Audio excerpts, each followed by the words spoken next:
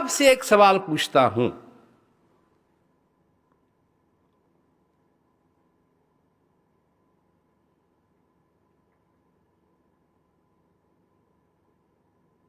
रावण एक व्यक्ति है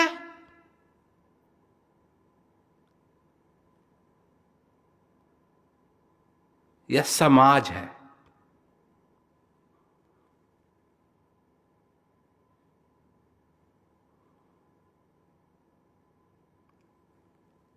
रावण एक व्यक्ति है या समाज है?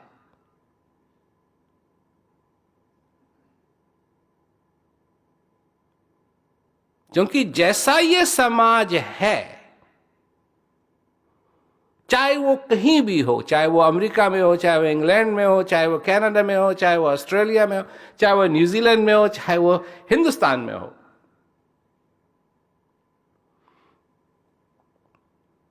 सब जगह क्या लगा हुआ है?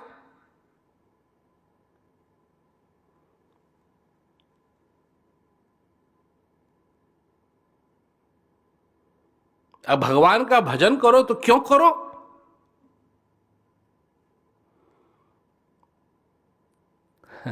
भगवान का भजन करो तो क्यों करो? ताकि कुछ मिल जाए। ये तो रावण की हालत थी। वो ऐसे वैसे ही किसी का भजन नहीं करता था। अगर उसको किसी का भजन कर रहा है वो तो सिर्फ इसलिए कर रहा है कि उसको कुछ चाहिए। अब एक बात, इसमें एक बात और है विशेष, और विशेष बात यह है कि भगवान राम ने जन्म लिया, परंतु उनको बिल्कुल मनुष्य रूप में आना है।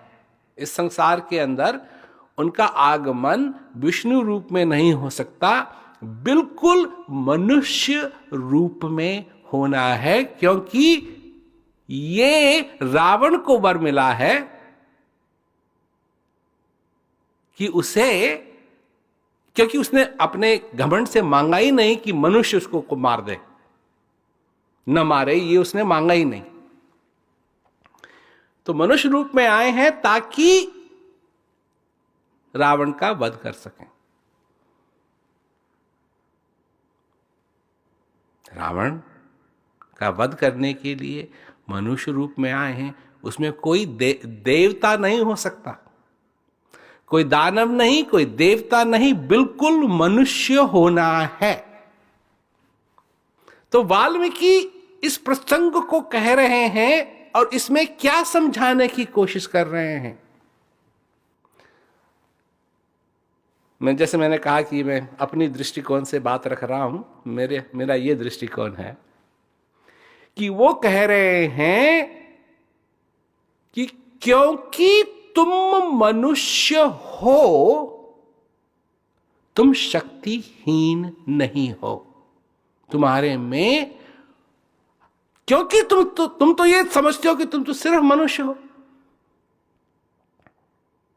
पर वो कह रहे हैं नहीं, मनुष्य होने पर भी तुम शक्तिहीन नहीं हो, तुम्हारे में शक्ति है।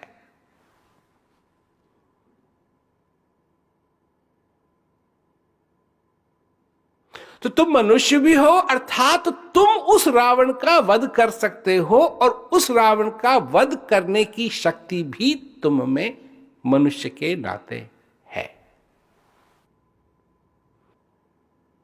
तो तुम अपनी जिंदगी में क्या चाहते हो?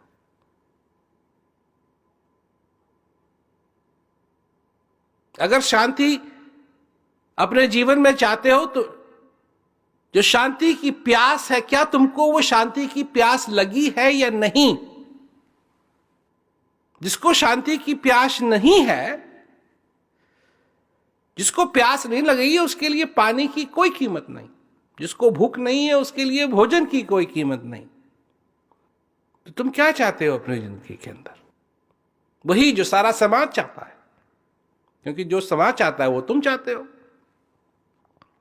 समाज कुर्ता पहनता है, तुम कुर्ते पहनते हो। समाज टाई पहनता है, तुम टाई पहनते हो। जो समाज के लिए भला है वो समाज नहीं जानता है कि क्या है वो। भेदभाव जो मनुष्य करता है आज, जो समाज करता है, वो सब करते हैं, और भेदभाव नहीं होना चाहिए, पर यह समाज को मालूम नहीं है। रावण कोई व्यक्ति नहीं था, रावण एक सोच है। रावण एक बीमारी है। इस रावण रूपी बीमारी ने इस सारे संसार को जगा हुआ है। एक दूसरे को मार रहे हैं लोग। जहां एक दूसरे से प्रेम होना चाहिए, वहां एक दूसरे से नफरत है। जहां एक दूसरे को शांति की तरफ ले जाना चाहिए, वहां एक दूसरे को लड़ाई में ले जाने के लिए तैयार है।